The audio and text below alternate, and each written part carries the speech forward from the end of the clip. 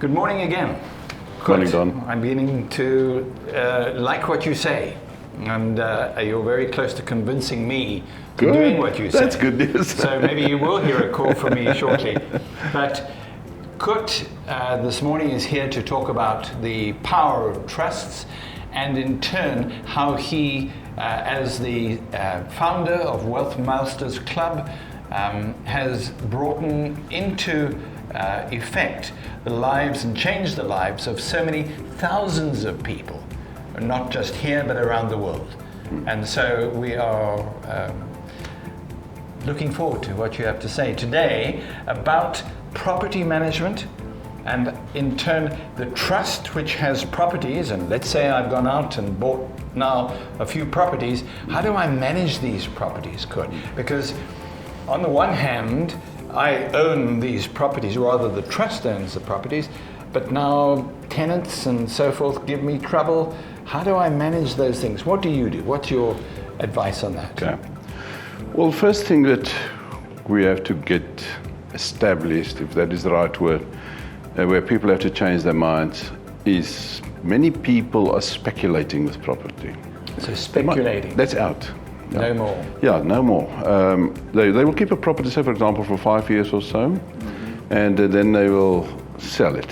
Now, there are many reasons why they will sell it. Is to realize the capital growth, which is the wrong way of doing that. We will teach them how to refinance the property rather and keep the property. We milk the properties like cows. But in order to keep them for a longer time and forever, that is when I buy property, it is forever until the town or suburb changes to such an extent that I have to get out. Then I'll get rid of my property. It's like a dairy farmer getting rid of the sick cows and old cows.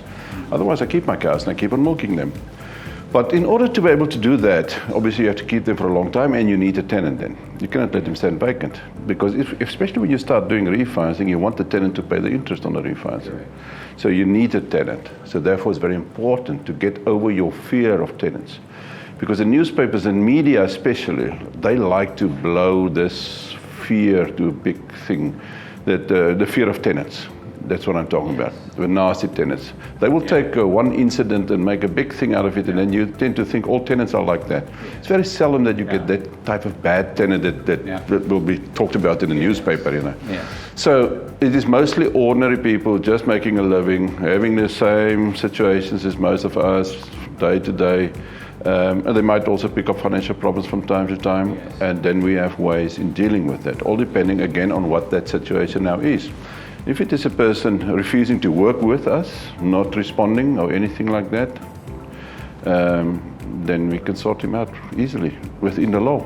We don't have to do any unorthodox thing, because people have to be very careful of things like loading the furniture or changing the locks and preventing the tenant from getting access to his property or their property. So that is illegal. You cannot do things like that. And that's where many people burn their fingers, and then they hate property thereafter. It was not property, it was their own wrong attitude or wrongful handling of the whole situation. So it should rather, you follow the legal way, but then to be able to follow the legal way, again, you need to have the right lease agreement in place. And that is also another thing that many people, they do not even have a lease agreement. They just do it on a handshake. Never. Never put family in your unit, never put people like that in your unit. I always say, don't put people from the church in the unit. Nothing wrong with the church people. But it is not a charity business. You see, you should not help out, oh, brother so-and-so because he's going through a difficult time now. Oh, brother so-and-so is going to sit there for years not paying. Unless brother so-and-so signs a lease agreement. Because if that lease agreement is correct, we can evict non-paying tenants within 60 days, all costs recovered. You're not losing a cent. Wow. That is very interesting, and I think the biggest advice out of that lot is don't give it to your dominee. Yeah. And also for yourself, advice for yourself. It reminds me of that wrestling programs on TV where they always say, don't try this at home.